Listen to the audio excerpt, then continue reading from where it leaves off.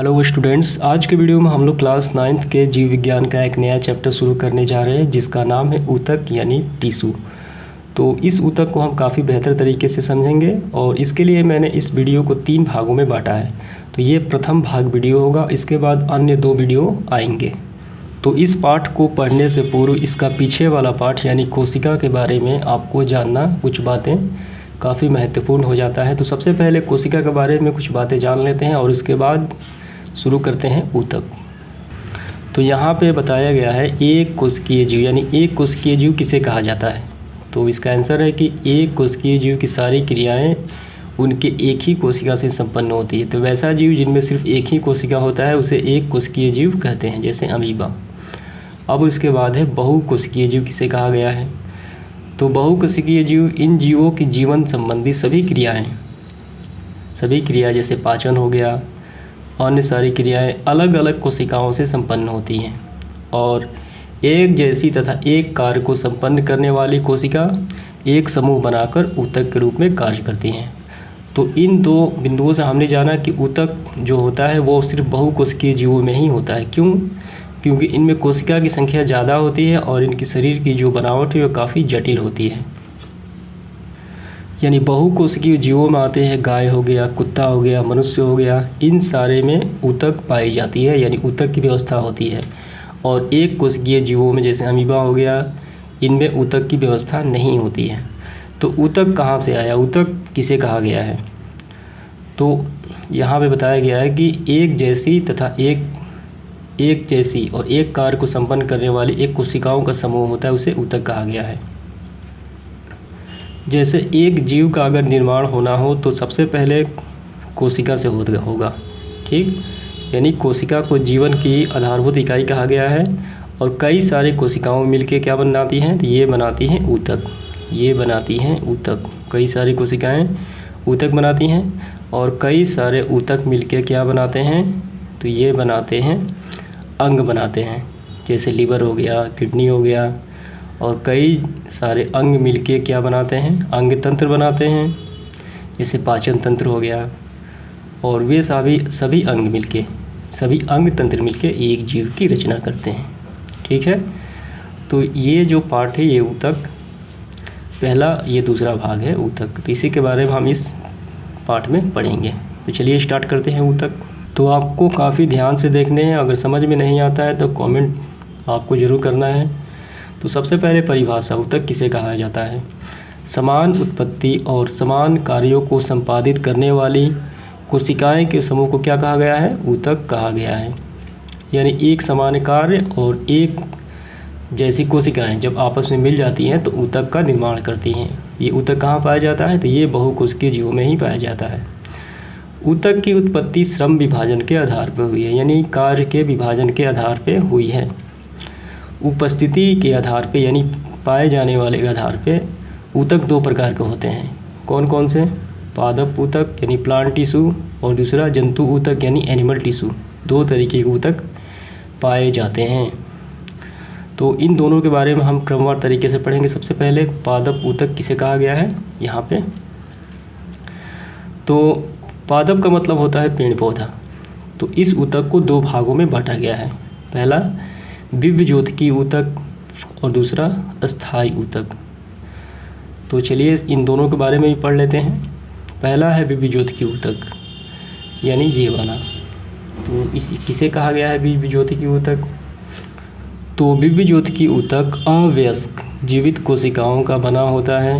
अवयस्क मतलब कम उम्र का जीवित कोशिकाओं का बना होता है। इनकी कोशिकाएं जीवित होती हैं, इनमें विभाजन की क्षमता होती है और ये सेलुलोज से बनी होती है, ये विभज्योतकीय ऊतक। तथा इस ऊतक की कोशिका छोटी होती है, इसमें केंद्रक पाया जाता है। यह ऊतक पौधे के वृद्धि में उत्तरदायी है। तो पौधे में वृद्धि तभी होगी जब उसका कोशिका विभाजन होगा। तो ये ऊतक पौधे में वृद्धि में सहायक होती है क्योंकि इनमें कोशिका विभाजन की क्षमता पाई जाती है। तो ये आपको याद रखना है, किसी पौधे का वृद्धि विभज्योतकीय ऊतक के कारण ही होता है। और जब ये विभज्योतकीय ऊतक वृद्धि कर जाते हैं तो यही बन जाता है अस्थायी ऊतक। तो सबसे पहले हम इसके बारे में जानेंगे और अस्थायी ऊतक के अभी बाद में जानेंगे। तो विविज्योतकी ऊतक को 3 भागों में बांटा गया है। पहला शीर्षस्थ विविज्योतकी ऊतक, दूसरा पार्श्वस्थ विविज्योतकी ऊतक और तीसरा अंतर्वैसी विविज्योतकी ऊतक। ठीक है, आपको ध्यान रखना है कि हम लोग अभी प्रथम भाग को ही पढ़ रहे हैं, यानी विविज्योतकी ऊतक के ही बारे में पढ़ रहे हैं, अभी अस्थायी ऊतक की चर्चा नहीं की गई है। तो इन तीनों के बारे में भी हमें पढ़ना होगा कि ये किसे कहा गया है और ये किसे कहा गया है। चलिए इसको सबसे पहले स्टार्ट करते हैं, शीर्षस्थ विविज्योतकी ऊतक। तो इसका पहला है शीर्षस्थ विविज्योतकी ऊतक। शीर्ष मतलब सबसे ऊपर वाले स्थान या सबसे नीचे वाला स्थान, यानी किनारे को शीर्ष कहा गया है। तो इसे किसे कहा गया है, तो यह तने एवं जड़ के शीर्ष भाग में होता है। कौन सा शीर्षस्थ ऊतक, यह तने एवं जड़ के शीर्ष भाग में होता है। तो यहाँ पे आप देख सकते हैं, ये हो गया पौधा और ये हो गया इसका शीर्ष, तो यहाँ पे, और ये हो गया जड़ यानी रूट, इसका शीर्ष, ये हो गया तना तो इसका शीर्ष ये, और ये जड़ तो इसका शीर्ष ये। तो इन दोनों भागों में ये पाया जाता है शीर्षस्थ ऊतक। इसके बाद है, तो यह लंबाई में वृद्धि करता है, लंबाई में वृद्धि करता है। अगर इस शीर्ष को अगर काट दिया जाए तो पौधे की लंबाई रुक जाएगी। अगर नीचे वाले इस रूट को काट दिया जाए तो इस पौधे क्या होगा कि पौधा मर जाएगा यानी सूख जाएगा। अब इसके बाद है, इसकी कोशिका विभाजित होकर अस्थायी ऊतक बनाती है तथा प्राथमिक वृद्धि करता है। यह प्राथमिक वृद्धि यानी पौधे को लंबाई में वृद्धि करता है और यही कोशिका विभाजित होकर अस्थायी ऊतक बनाते हैं। अब दूसरा है पार्श्वस्थ विविज्योतकी ऊतक।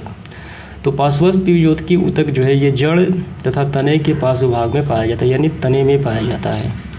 यह द्वितीयक वृद्धि करता है। तो पार्श्वस्थ ऊतक यहाँ पे पाया जाता है, यहाँ पे आप देख सकते हैं तने के किनारे, और इसका काम है तने की मोटाई बढ़ाना यानी चौड़ाई को बढ़ाना। ये तने को मोटा करता है, बस इतना ही इसका कार्य है पार्श्वस्थ विविज्योतकी ऊतक। अब इसके बाद है अंतर्वैसी विविज्योतकी ऊतक। ये पत्तियों के आधार, ये पत्तियाँ हो गई, इनका आधार है यहाँ पे, ठीक है, इनका आधार यहाँ पे, और टहनी के पर्व के दोनों ओर पाए जाते हैं। तो ये हो गई टहनियाँ, इनके यहाँ पे और यहाँ पे, ठीक। तो यहाँ पाया जाता है अंतर्वैसी ऊतक, और वृद्धि करके अस्थायी ऊतक में परिवर्तित हो जाते हैं, और वृद्धि करके ये कुछ समय बाद अस्थायी ऊतक बन जाते हैं। तो फिर से आप देख लीजिए, तो ये एक पौधा हो गया, और पौधे के सबसे ऊपरी भाग और जड़ के सबसे निचली भाग ये पाया जाता है शीर्षस्थ ऊतक। तो ये पौधे की लंबाई में वृद्धि करता है। अगर इसको काट दिया जाए तो पौधा लंबा नहीं होगा। और दूसरा है पार्श्वस्थ ऊतक, ये पाया जाता है तने में, यानी यहाँ पे और यहाँ पे। इसका काम है पौधे की चौड़ाई में वृद्धि करना यानी तने को मोटा करना। और यहाँ ये पाया जाता है अंतर्वैसी, पत्तियों के शाखाओं में यहाँ पे, और इसके बाद है टहनी के पर्व के दोनों ओर पाए जाते हैं, यानी यहाँ पे नई नई शाखाओं पे यहाँ पे अंतर्वैसी ऊतक पाए जाते हैं। तो हमने आज पढ़ा विविज्योतकी ऊतक। इसके बाद हम पढ़ेंगे कौन सा, इसके बाद हम पढ़ेंगे अस्थायी ऊतक, ठीक है। इसके बाद अस्थायी ऊतक के बारे में पढ़ेंगे। विविज्योतकी ऊतक समाप्त होगा तो ये अगले वीडियो में होगा, यानी पार्ट 2 वीडियो में अस्थायी ऊतक किसे कहा गया है। तो आज के लिए इतना ही, धन्यवाद।